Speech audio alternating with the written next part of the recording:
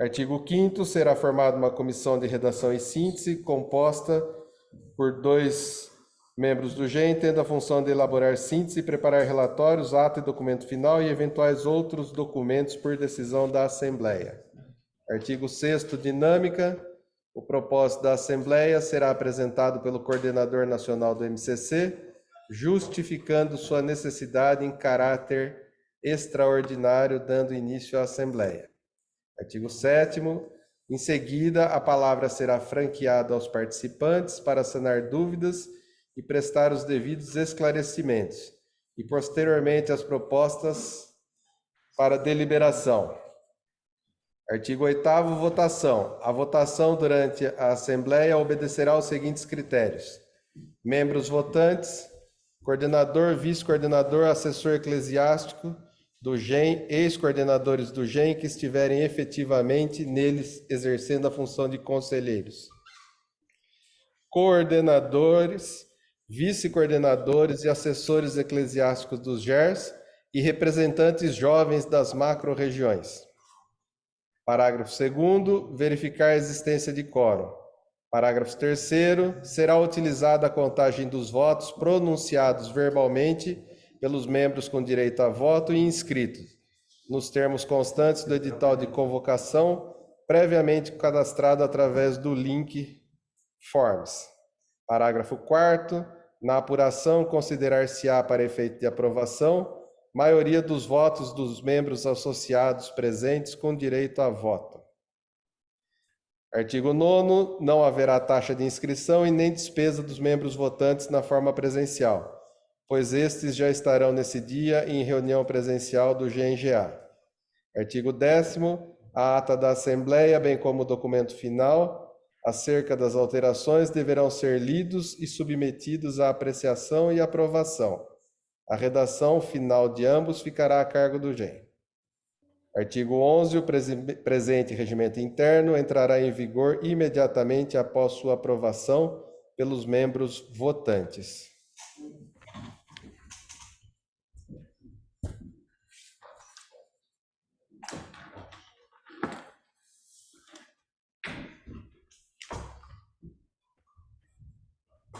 Obrigado, Adriano, por conduzir esse momento formal da leitura do regimento interno. Eu queria esclarecer para vocês um pouquinho mudança de destino dessa Assembleia Extraordinária. Depois da reunião de discussão com o GEM, nós achamos que essa Assembleia talvez se fosse mais importante que a gente decidisse primeiro se vocês aceitam ou não a candidatura do Brasil à vice-coordenação do Organismo Mundial de Cursilho e Cristandade. Então, o voto hoje será para definir se vocês aprovam ou não a nossa candidatura. Está compreendida essa informação? Obrigado. Então, nós vamos mostrar agora uma proposta de candidatura. E nisso que nós precisamos saber a disponibilidade de vocês de aceitar isso ou não.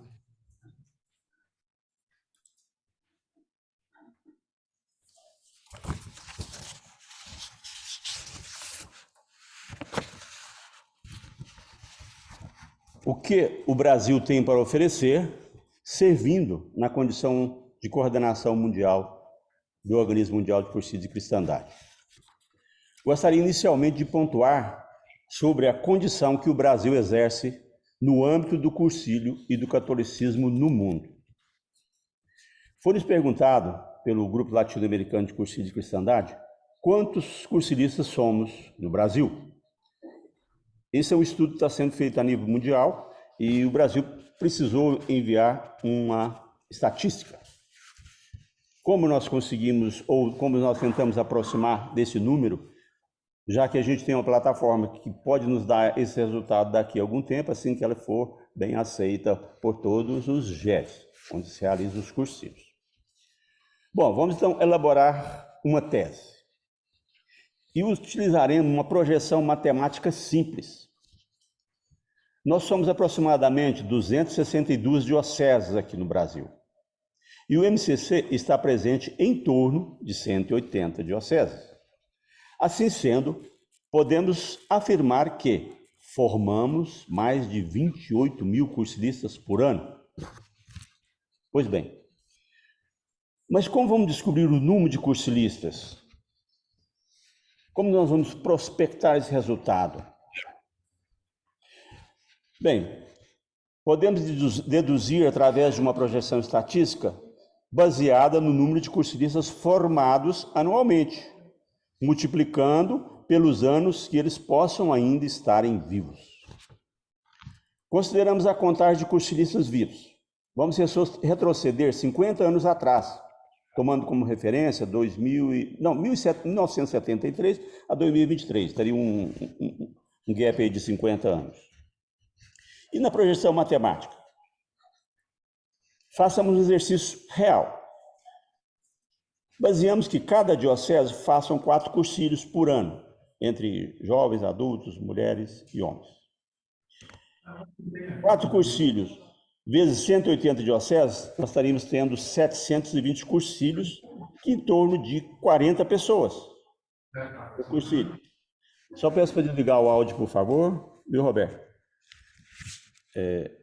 Acho que eu consigo desligar aqui, tá? Voltando ao raciocínio da tabela matemática, da projeção. 4 cursílios por ano por diocese, vezes 180, então temos aí nesse caso 720 cursílios, vezes 40 pessoas, estaremos tendo 28.800 pessoas formadas como cursilistas. Se você multiplicar por 50 anos, que é o intervalo que a gente está analisando, nós teríamos aí no Brasil 1.440.000 cursilistas. Então não são todos vivos, né? Teve pandemia, teve essas questões todas. Então vamos levar em conta os possíveis óbitos nesses 50 anos. Eu achei adequado calcular 1/3, que daria 440.000 óbitos. Então, desses 1.440.000 formados, cursilistas formados, restaria então no Brasil em torno de 1 milhão de cursilistas. Esse é o número que eu passei para o GLCC, é aproximado, claro, mas nesse raciocínio da quantidade de cursilhos por ano, por diocese, e pelo tempo que a gente quer achar que as pessoas possam ainda estar vivas. Por essa questão aqui analisada, aqui deduzida, podemos afirmar que nós somos o maior país cursilista do mundo. Do mundo. Estatisticamente, somos também o maior país católico do planeta, com 172 milhões de católicos. E, em segundo lugar, é ocupado pelo México, com 110 milhões de católicos.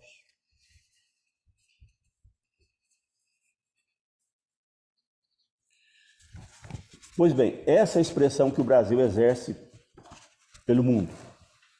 Talvez surgiu daí a indicação para a gente ser o vice da chapa com a Espanha, com uma chapa da Espanha, unindo 2 grupos internacionais, o grupo GLCC, que é o grupo latino-americano, no qual eu estou representando o Brasil, e o outro grupo é o grupo europeu, no qual o Álvaro está representando a Espanha. Então, essa coligação Brasil e Espanha une 2 grupos internacionais, o grupo europeu e o grupo latino-americano. E talvez nessa projeção católica, nessa projeção de número de cursilistas, talvez foi um fato para que tivesse peso para nós sermos convidados. Porque por capacidade, nós sabemos que nós estamos iniciando um trabalho de aprendizado, que a vida a gente aprende todos os dias, né? Nosso crescimento é contínuo. E agora, então, vamos enumerar algumas condições próprias que o movimento de cursilho possui e que se constitui como necessidades essenciais para a sobrevivência do cursilho no mundo. Algumas coisas que nós temos muito particulares, muito íntimas aqui, que nos faz dar alguma colaboração no cursilho no mundo. Uma relevante e muito relevante informação é a questão dos cursilhos. Para jovens, somos pioneiros. Cursilhos de 2 dias, somos pioneiros também. Então, nós, Brasil, precisamos defender e divulgar esse novo formato de cursilho. para todo o planeta. Esses dois legados devemos ao empenho, dedicação e visão de vanguarda do Padre Beraldo, o qual nos deixou um movimento que consegue sobreviver e até mesmo expandir nesse tempo agora, em que nós estamos visualizando o encolhimento do catolicismo no mundo todo. Precisamos defender também o nosso carisma. O Padre Beraldo cansou de falar isso nas nossas reuniões. Mas também eu acho que nós temos que discutir como defender o nosso método. Será que ele é nosso mesmo? É dos cursilistas? Não sei. Se nós ainda somos o dono do nosso método. Nós estamos assistindo uma enxurrada de cópias dos nossos cursílios, principalmente no meio evangélico, os quais desfiguram o encontro cursílio, porque eles não proclamam as mensagens de todas do método, então não pode ser considerado um cursílio, e eles são até considerados por nós verdadeiros órfãos, porque não tem a mensagem de Maria, não tem a celebração da Santa Eucaristia. Veja bem, o Canadá se divide em duas línguas, né? Anglófonos, que falam inglês, e o francófono, que fala o francês. Nas minhas pesquisas de estudo do Mundial, eu cheguei ao site, está no site deles, isso é explícito, está no site do Canadá francófono. Vários países, vários movimentos, vários sites de protestantes que fazem o cursílio. Então eu faço aqui em assembleia um questionamento. Será que deveríamos fazer um plebiscito, uma enquete, uma pesquisa a nível mundial dessa questão? Do método do cursílio, ser do cursílio? Onde os protestantes estão se apropriando do método do MCC? Ou nós devemos considerar isso como um fato irrelevante? Fica para a gente pensar isso, para a gente deduzir, analisar. Outra meta que nós precisamos trabalhar como organismo mundial, que é a questão importantíssima da divisão que existe entre dois grupos internacionais.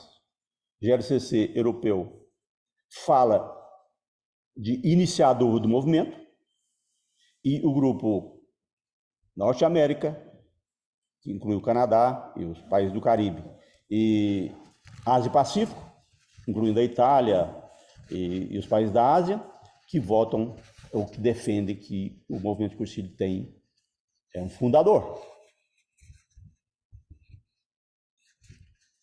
É uma missão que a gente unir isso, porque por uma palavra fica dividido o movimento em grupos internacionais. É uma discrepância muito grande. E continuando o plano de coordenação, temos a intenção de unificar a nível mundial os nossos documentos de formação. Existem conformidades entre os nossos próprios livros de mensagens de todos os países. No Brasil, adotamos o cursílio por dentro. Mas, atualmente, cada país utiliza um método próprio de mensagem.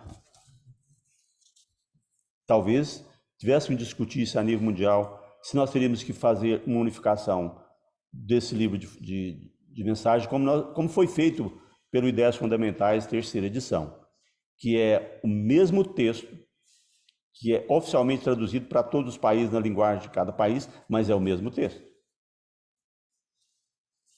Outro ponto para a gente refletir como mundial. Talvez até um outro documento que precisa ser analisado é o próprio Guia do Peregrino, que são guias de orações, né? Formalizar um formato, respeitando a individualidade, mas tentando ter um norte para orientar. Vejo que unir os grupos internacionais talvez precise de oração. Não adianta você pôr decreto, a pessoa não cumpre. Mas a oração pode mudar o mundo, pode ser uma alavanca. Talvez se a gente instituísse uma oração apostólica, uma hora apostólica que seja virtual, entre os grupos internacionais, seja mensal, trimestral, mas que crie um momento de que todos os estejos possam estar unidos, todos possam estar rezando, todos possam estar mentalizando a união. Parece um ato muito simples, singelo. Claro que é, mas as coisas belas nascem das coisas singelas. Quando tem muito pavão, nem funciona. O Espírito Santo ilumina as coisas que são belas por serem singelas. Às vezes essa hora apostólica, que é tão simples, que é rezar juntos o mundo inteiro, possa unir, tirar essa discrepância, essa concorrência que existe entre os 4 grupos internacionais. Finalizo aqui, considerando esses pontos elencados, muito importantes no discernimento da disposição do Brasil em servir ao organismo mundial.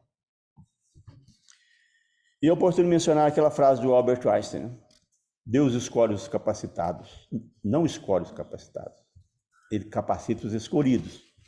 Fazer ou não fazer algo só depende da nossa vontade e perseverança.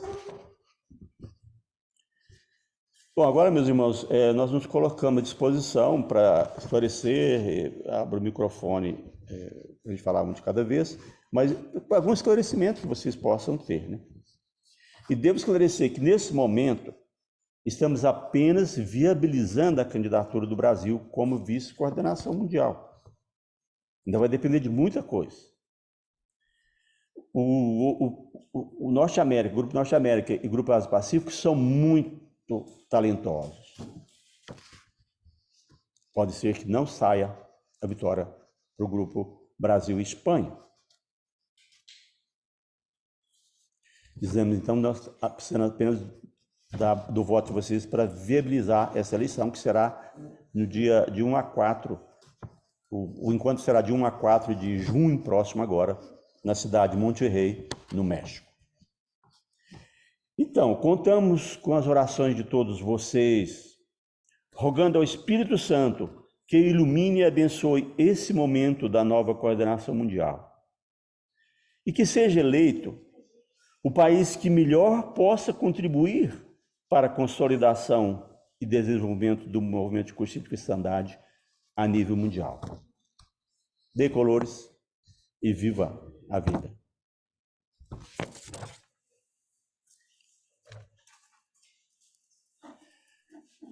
Dito isso, meus irmãos, fica aberta, a palavra fica franca, para vocês se manifestarem, e assim que vocês manifestarem, a gente passa para votação, né, de forma verbal. Precisa falar o nome de vocês, o regional, para que a gente possa compor aqui na lista de presença, por favor. Quem for falar, pode abrir o microfone e já iniciar. Se for muita gente abrir junto, a gente avisa quem deve seguir ou aguardar o outro.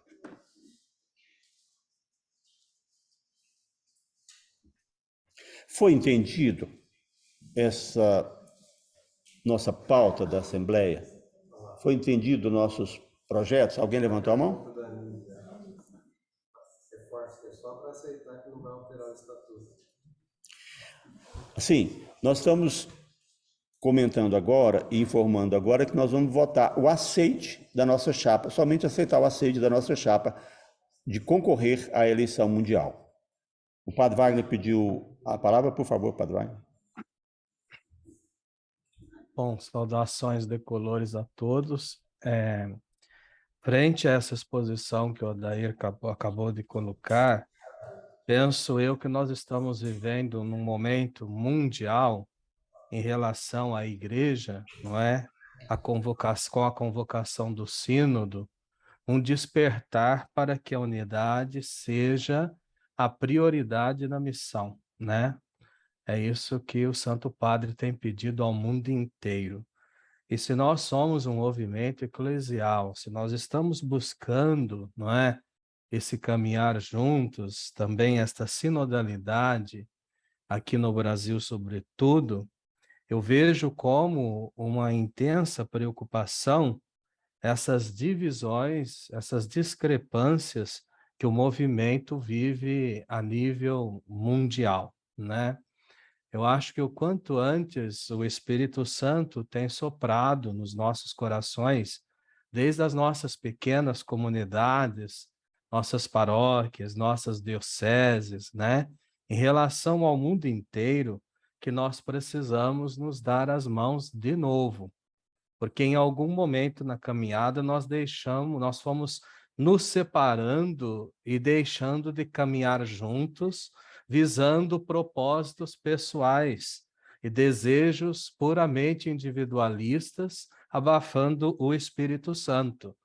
Não é à toa que o Papa convoca esse sínodo e nos pede para escutar, e escutar o Espírito Santo, escutar uns aos outros, para que nós possamos tirar um pouco da vaidade, daquilo que existe na nossa bagagem em relação à missão e abraçar aquela que é a vontade de Deus. Então, eu só estou mencionando aqui a minha preocupação em relação a essa divisão. Nós sabemos que muitos movimentos passaram e morreram, não é? Então, isso também pode acontecer, mesmo que alguns lugares estejam fortes e outros nem tanto, mas a responsabilidade da comunhão, não é? E da sinodalidade é de todos e cada um de nós do mundo inteiro. Então, eu penso e vejo com preocupação, não é? E aquilo que o Adair falava, na oração, na escuta ao Espírito Santo, mas também na abertura do coração ao Espírito Santo, acho que algo tem que ser feito, né? Alguma coisa nós temos que apresentar para que nós possamos voltar à essência da comunhão que é expressa desde o início do movimento, onde naquele momento o Espírito Santo sopra para que este pudesse evangelizar, não é? E foi num grupo de pessoas, foi na sinodalidade, foi na comunhão, não é? Foi de mãos dadas que começamos. Eu acho que quando a gente vai separando, não só em relação ao movimento de Crucílio, mas em várias situações é preciso voltar à sinodalidade. Aqui não tem nada disso, né? Diante dessas realidades apresentadas. Então, nós acho que nós não podemos, enquanto parte de um todo, nos omitir em relação a isso, né? Quem muito foi dado, muito será exigido. Então, na nossa busca pela comunhão, eu acho que não através de uma eleição, não propriamente diante de uma eleição, se não for o caso, se não for aprovação, isso, aquilo, mas em silêncio, a gente não pode ficar só voltados para o nosso umbigo do Brasil. Aqui está tudo bem e o mundo deixa para lá. Não é assim, né? Isso não é comunhão, isso não é caridade, isso não é sinodalidade, isso não é igreja. Isso são grupos afins que vão buscando cada um seu modo de pensar, de agir e de ser e de colocar ali. O Adair usava a questão do pavão, né? Colocando ali o seu ego, a sua vaidade, então abafando o Espírito Santo, não é? Então eu vejo com preocupação essa realidade que nos foi apresentada. Obrigado pela contribuição, Padre Wagner. Eu vou passar a palavra para o Carlos Augusto. Irmãos e irmãs, boa noite, saudações decolores, boa noite, Adair. Então, assim, eu quero manifestar o apoio e que corroboro, né, com o que foi colocado por você. Nós, como homens e mulheres deste tempo e deste momento da Igreja, e imbuídos e mergulhados nesse carisma que nós abraçamos, né, o qual nós nos identificamos e que nós nos abraçamos, uma das coisas que é apresentada para nós é prestarmos atenção nos sinais dos tempos, né?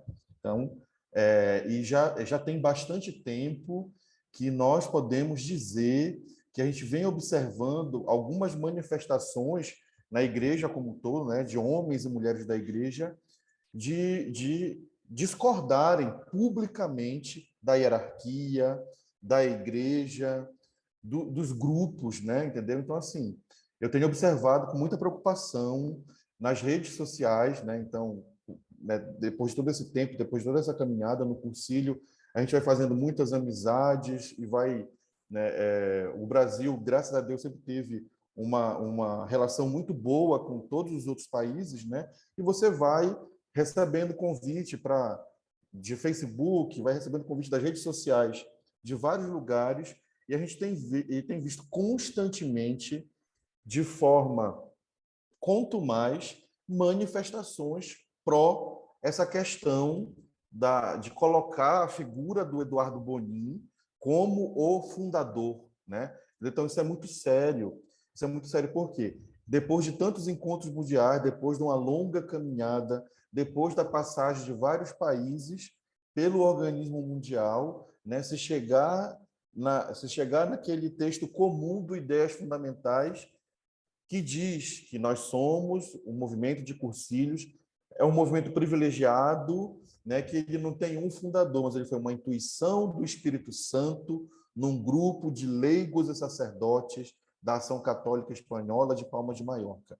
E aí nós vemos constantemente nas redes sociais um grupo que é um grupo pequeno, porém é um grupo barulhento, como outros grupos, né, aquele pessoal aí que está aí, que discorda do Papa, que faz campanha contra o Papa, faz campanha pró-tradicionalismo, né? A volta do tradicionalismo, não reconhece o Concílio Vaticano II. Quer dizer, então, juntando com tudo isso, existe esse grupo, que é um grupo que se faz notar, é um grupo que faz barulho. Então, nós, o Brasil, né, pela história que nós temos, né, por já ter sido organismo mundial, por ter sido o país que trouxe, né, que conseguiu, né, o reconhecimento canônico, né, então foi o país que liderou o processo do reconhecimento canônico.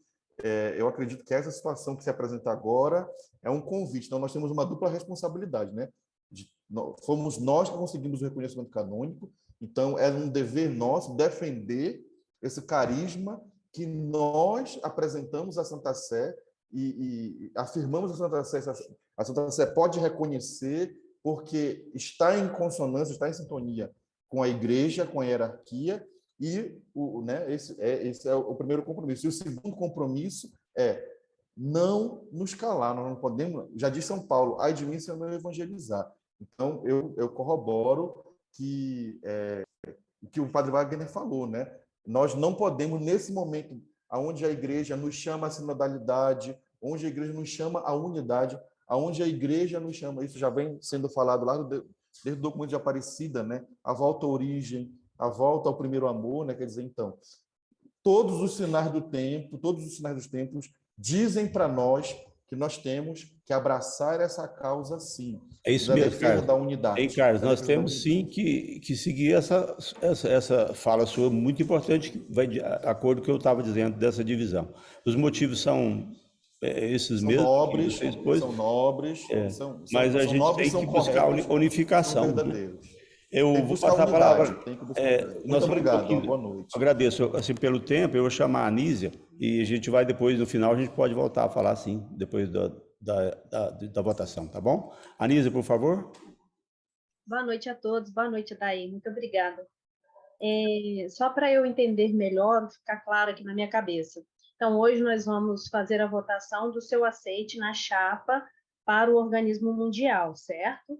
E depois, você sendo eleito, né, estando lá nos representando, que isso para a gente é belíssimo, é um orgulho imenso para nós de ter você, né, de ter um brasileiro nessa chapa e poder levar o nosso carisma, o nosso movimento à frente e mostrando que o Brasil está, né, nesta preparação, porque apesar de tantas diversidades que a gente tem, não só de dons, mas de talentos e também de dificuldades, né?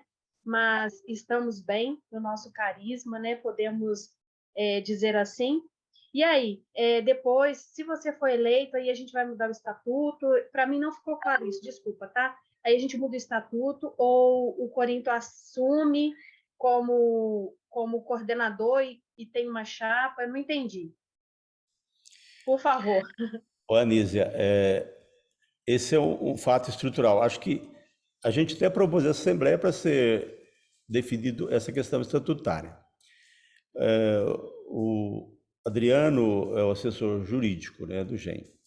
E com isso a gente achou que fazer isso em 2 etapas, né? Vamos primeiro ver se vocês aprovam. E depende, não sabemos nem se não vamos ser eleitos, né? Às vezes fazem uma alteração estatutária em vão. Então, vamos acreditar no Espírito Santo, na iluminação, que talvez quem tem maior condição de governar seja o Grupo Central, Norte América e Ásia Pacífico. Eu acho que o Espírito Santo tem que dizer isso primeiro para a gente. E depois a gente analisa se altera o estatuto ou não, né? Então tá bom, agora ficou claro. Muito obrigada e tenho certeza que nas nossas orações você pode contribuir e terá o seu lugarzinho lá, porque não foi ninguém que chamou você como pessoa, mas foi Jesus Cristo, né? Assim como nós estamos aqui na nossa missão porque Ele nos chamou. Amém, amém. Palavra para Padre Leandro? Sim, isso mesmo, Adair. Seja bem-vindo, Padre. Dolores. Muito obrigado. Falo sou assistente aqui do Sul 2, Paraná 1, né? Uma alegria poder estar participando aí dessa assembleia. Só gostaria de dizer que quando o Papa Francisco assumiu o pontificado, o primeiro gesto, né, quando ele sai lá na Praça de São Pedro, nos demonstrou que tipo de igreja ele queria quando ele pediu para que o povo o abençoasse primeiro, antes dele abençoar, né, o povo. Significa que é uma igreja que a gente sabe da importância do protagonismo dos leigos. Eu assumi uma paróquia agora há 3 anos e eu falo isso com clareza, e foi por isso que eu aceitei até mesmo ser assistente daqui do regional, porque eu sou muito devedor do Cursílio, uma paróquia que por 8 anos teve uma ausência de padres, os 2 últimos que passaram aqui deixaram o ministério com muitos problemas, e quem, né, manteve viva a fé desse povo foi o movimento de Cursílio, né? Isso foi claramente. Então, na ausência do padre, né, de bons sacerdotes, vamos dizer assim, os 2 irmãos deixaram o ministério, foram os cursilistas que mantiveram a paróquia, né, através, sempre inseridos, sendo cursilistas, ligados ao movimento, mas estando inserido nas diversas pastorais também paroquiais, auxiliando liturgia, ministros, catequese, etc. Então, talvez essa seja um problema que a gente enfrenta, né? A eclesiologia, que a gente vê. Nós, da América Latina, entendemos o gesto do Papa Francisco, mas a Igreja Europeia, né, a gente percebe que existe essa situação. Quando ela quer achar que entende, ela passa um pouco do limite, como está acontecendo com os bispos, né, alemães no sínodo lá da Alemanha, né? Então talvez esse pode ser a contribuição que a Igreja do Brasil, né, através do movimento do Cursílio, pode dar com a sua chapa, né, com a nossa chapa do Brasil, né, encampando junto com a Espanha, justamente essa igreja de protagonismo dos leigos, esta igreja que os leigos contribuem, né, com essa missão de evangelização, essa igreja que, como você colocava muito bem, será essa ponte de unidade, né, entre essas 2 eclesiologias que estão em conflito na igreja hoje. A eclesiologia pré-Vaticano II e pós-Vaticano II, e por isso que o Carlos Augusto chamava atenção. Ainda há muitos grupos, ainda nos dias de hoje, que estão querendo retomar essa igreja pré-conciliar, né? Então, na verdade, o que nós temos hoje é essa briga dessa igreja pré-conciliar e conciliar. O Papa Francisco não fez nada de novo, ele só propôs nessa igreja, né, que está nas encíclicas, né, do Vaticano II, essa igreja um pouco mais que tem, essa igreja povo de Deus, e que aqui na América Latina, de maneira especial no Brasil, porque eu vejo que no Peru, na Argentina, no Chile, que eu conheço muito, não tem, mas aqui no Brasil é muito vivo. Então, acho que a Igreja do Brasil, Adair, tem muito a oferecer, para o movimento, né, no mundo e até para a igreja, né, europeia e de outros países aí, né? E a gente agradece porque temos também a CNBB, né, que é um órgão muito criticado, né, por muitos católicos, mas a gente sabe o quanto que ela é importante, né, justamente para dar voz aos leigos. Leandro, obrigado pelo pronunciamento, pela sua participação, pelo incentivo e por conhecer a igreja, né? Conhecer toda essa estrutura e estar vendo que o Brasil tem fiéis aqui, cursilistas fiéis e católicos fiéis. Então, aqui a gente tem que lançar a semente, porque aqui germina. Graças a Deus ainda germina. Vou passar a palavra para o Jânio, meu irmão. Boa noite. Vocês me ouvem? Boa noite. Então, Adair, eu creio o seguinte, nós, enquanto movimento de cursilhos, somos um movimento eclesial, nós devemos pregar, sim, a unidade, como bem falou o padre Wagner, principalmente onde a nossa Santa Igreja hoje trabalha a sinodalidade, que significa caminhar juntos, né? E esse caminhar juntos, sempre buscando o diálogo, o discernimento em conjunto. Então, o movimento de cursilho não pode estar diferente. Eu sou, assim, muito contra, e sempre fui, com relação a nós estarmos disputando chapas. Isso tanto a nível setorial, a nível diocesano, como a nível regional, ou também no nacional, e por que também não a nível mundial. O que é que nós devemos fazer e precisamos fazer? Apoiarmos, sim, a sua candidatura a vice, junto com a Espanha, né? E chamarmos, aí seria vocês chamar os outros para fazer uma composição. Porque se fizermos uma composição a nível mundial, o movimento se fortalece a nível mundial. Se nós tivermos já daí uma divisão com 3 chapas, claro que tem uma vencedora e tem 2 que não serão vencedoras. E somos seres humanos, não devemos esquecer disso. E sempre quem ganha, ganha. Quem perde, fica na oposição. Então, por que não pensar em fazer uma união? O movimento precisa se fortalecer, onde o Papa Francisco nos chama e nos convida de forma sinodal para que a gente pregue a união. E a união já deve começar por aqui, pela direção do movimento a nível mundial. Então, o Brasil tem que ter este discurso. Nós apoiamos, sim, eu penso que devemos apoiar, sim, a sua candidatura. Deus não escolhe os capacitados, você bem falou, capacita os escolhidos, apesar de você ser uma pessoa capacitada, uma pessoa que conhece o movimento, que gosta do movimento, que respira o movimento. Mas a gente tem que pensar de forma sinodal. O seu discurso tem que ser buscar a união, fazer uma composição, tem espaço para todos, e aí, de repente, Odair, a gente consegue sair um movimento mais fortalecido, acabar essas divisões, principalmente onde existem esses 2 grupos mundiais, onde por pouca coisa estão divididos, e a gente tem que buscar ser exemplos, né, como igreja. Então, esse é meu pensamento. Eu creio que os demais colegas dos outros GERs devem pensar da mesma forma. A gente apoia, vamos apoiar, agora pensando nessa união. A gente nunca deve pensar em divisão, porque nós não somos partidos políticos, nós não somos sindicatos. Sindicatos, sim, tem bate-chapa. Partido político, sim, tem bate-chapa. Nós somos um movimento de igreja, nós somos igreja. E igreja a gente tem que pregar união. Seriam essas minhas considerações. Agradeço, meu irmão.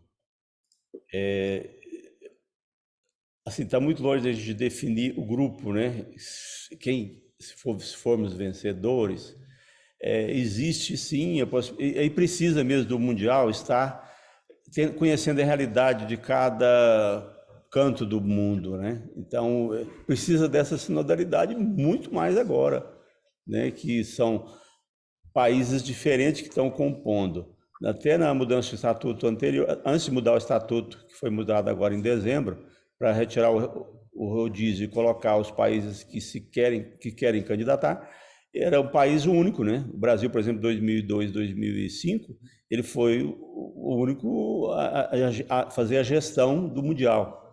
Agora, nessa nova proposta, depois da mudança de estatuto, já teve a coligação, né? São 2 países já. E não vai ficar só o Brasil e Espanha governando, né? Se isso acontecer, da gente poder ser abençoado de ser eleitos. A composição, inclusive, de idiomas, né? Vamos ter que falar filipino, o padre Roberto que morou lá, vai precisar nos ajudar, né? Vamos precisar, e que ele fala italiano também, né? Então, nós temos uma equipe pensada, né? Precisamos de mais gente, claro que precisamos, né? Isso é uma caminhada que está se construindo. Então, primeiro eu preciso saber de vocês, porque parece que não tem mais nenhuma mão levantada, e vou passar para a votação. Mas é para a gente saber se vocês aprovam isso, se vocês acham que isso é bom para o movimento de cursilho, não só para o Brasil, mas para o mundo, né? Se essa forma que a gente está se candidatando é autêntica, é justa, vocês consideram isso de uma forma que é de crescimento para nós e para o mundo, pelo movimento, é que a gente coloca em votação. Deixa eu atender o Roberto aqui.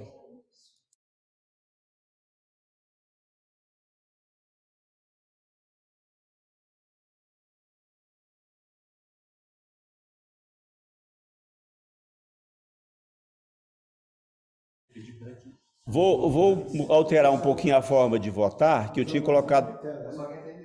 Colocar para votar. Eu vou pedir ao silêncio aqui.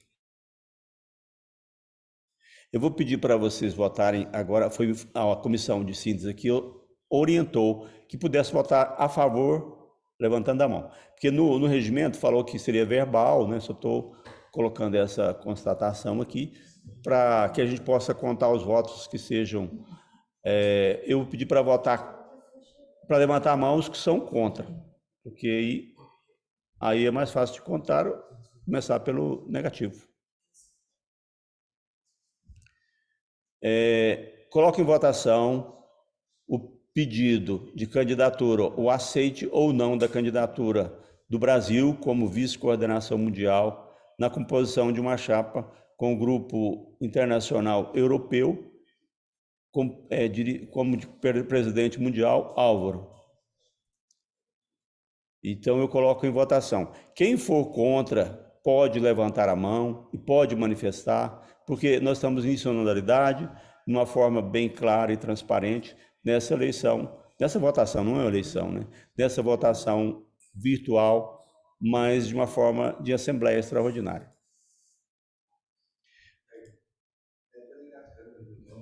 Tem algumas câmeras desligadas, não sei se eles têm direito a voto ou não.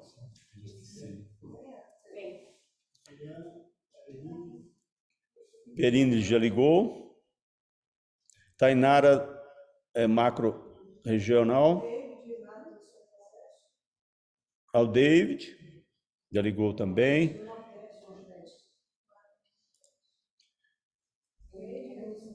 Falta mais alguém, Elieldo, também, para abrir a câmera.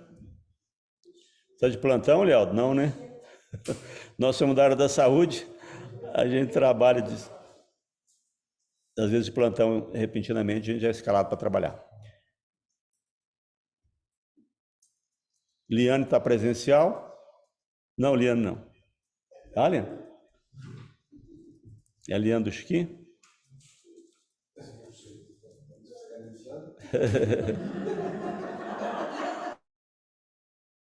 Seja bem-vinda, Eliane. Seja bem-vinda. Depois convida a gente para ir para Santiago Compostela também. Bom, agora valendo então a votação, quem for contra vai levantar a mão, nós vamos contar 1, 2, 3. 1, 2, 3. Na primeira tela não achei ninguém contra. Na segunda tela também não encontrei ninguém contra. Vou colocar para a comissão de síntese e o assessor jurídico para aprovar por unanimidade. Quer se pronunciar, por favor, Adriano? Alguém aqui pode? Desculpa.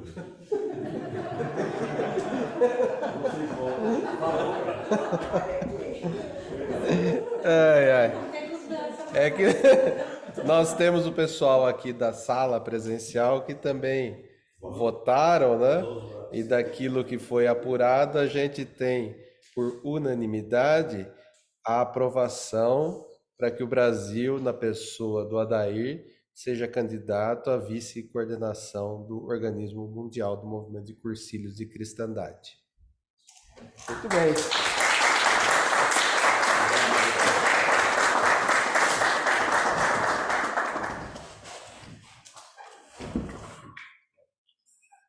Eu fico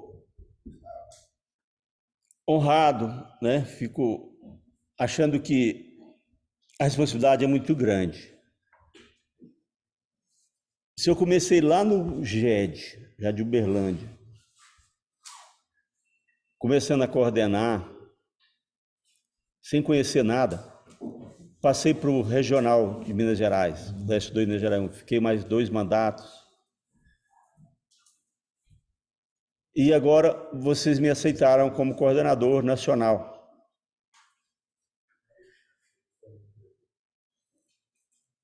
Surgiu, então, essa proposta de a gente ir para o Mundial. Tenho o propósito de nunca dizer sim a um movimento que me resgatou do materialismo,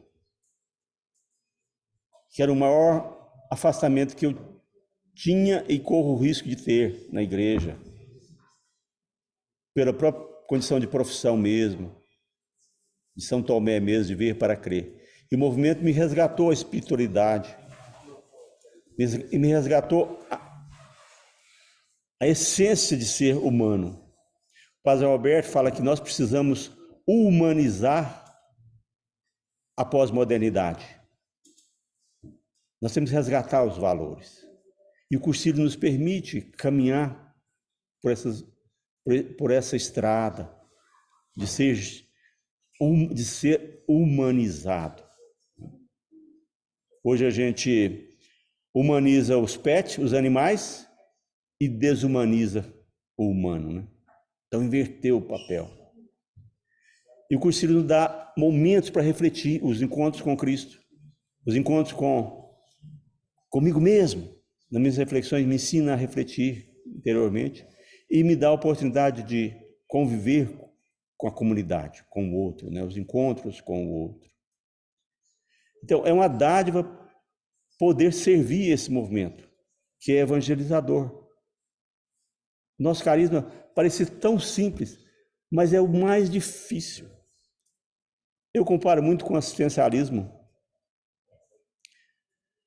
que mata a fome daquele necessitado. Mas é muito mais fácil eu pegar R$1.000 do meu salário e comprar 5 cestas básicas, 10, não sei quanto é uma cesta hoje. Muito mais fácil eu fazer isso do que eu tentar mostrar o caminho de salvação para um irmão.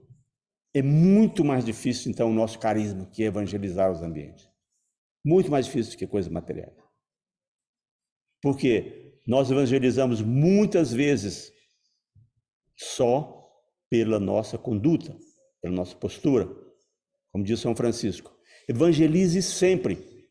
Se precisar, cara, você usa a palavra. Então é por esse formato tão simples, mas tão completo, tão perfeito, que eu não posso falar sim por esse movimento. Não posso falar não por esse movimento. Eu tenho que falar sempre sim. E eu sinto tão bem em falar o sim, sinto tão bem, que eu sinto crescimento, que eu sinto irmandade, fraternidade. Obrigado a vocês por mais essa confiança. Vamos aguardar agora a eleição em junho, no começo de junho, de 1 a 4 de junho, e a gente depois decide os destinos de como a gente vai conduzir estrategicamente a coordenação nacional do Brasil. Obrigado a vocês. Oficialmente, temos a apuração e podemos fazer a leitura. Eu vou consultar a equipe de síntese. É possível fazer a leitura agora? Já estão preparando aqui e já vão ocupar a tribuna aqui de pronunciamento. Obrigado de coração a todos. Decolores. Viva a vida.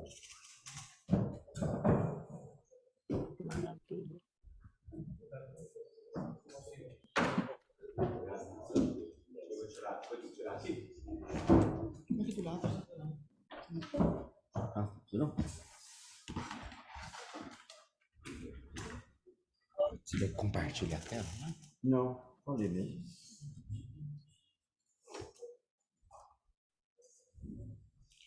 Pessoal, deixa eu colocar, né? No foco, perdão.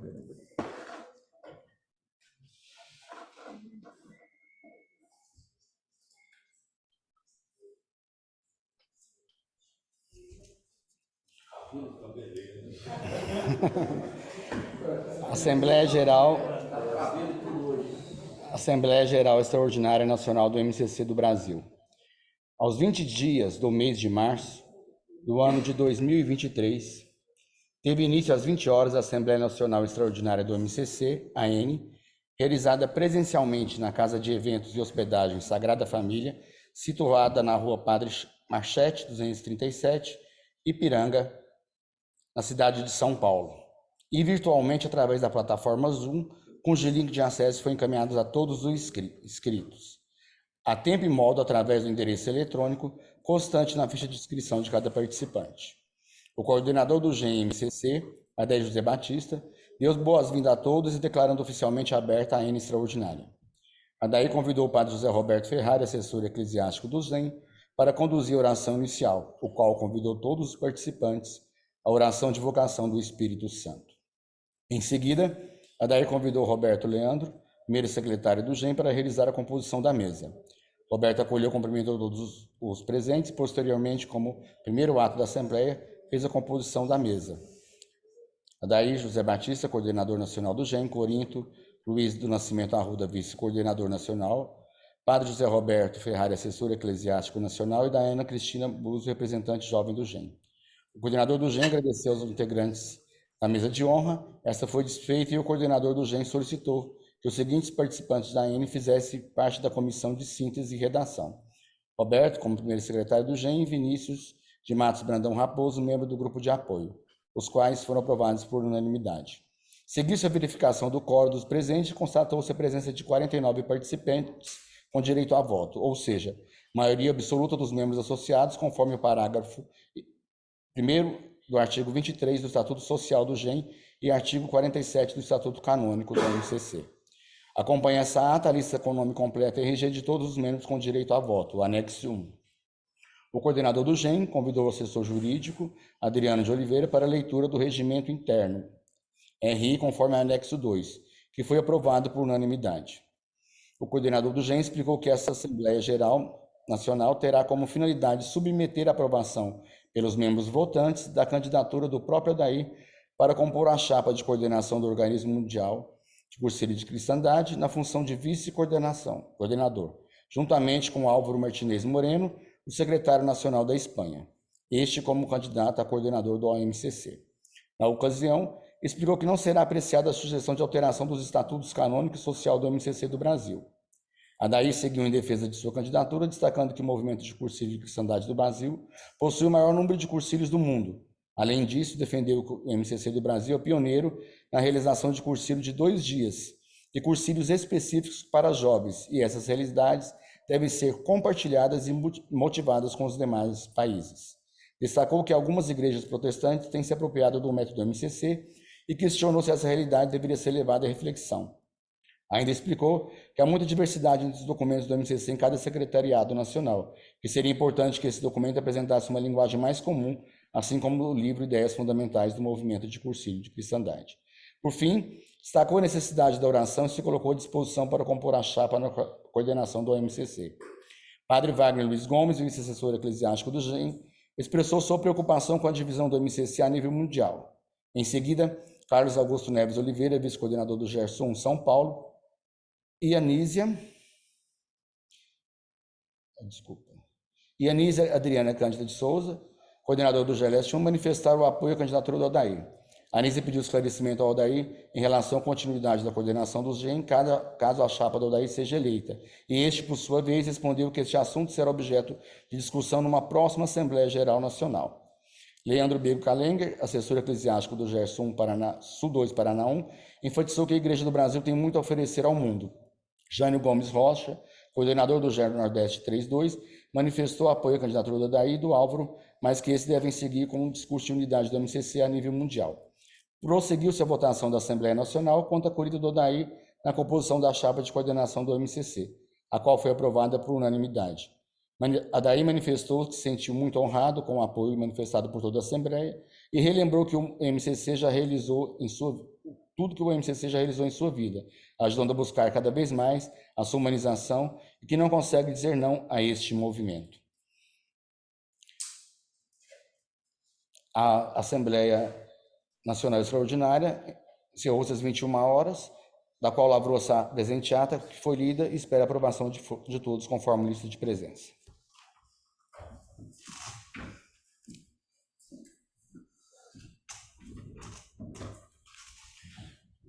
Obrigado, Roberto. E nesse momento a gente pode finalizar essa assembleia. E podemos sim, alguém quer falar aqui? O Corinto está me avisando. Sim, vou colocar uma comprovação.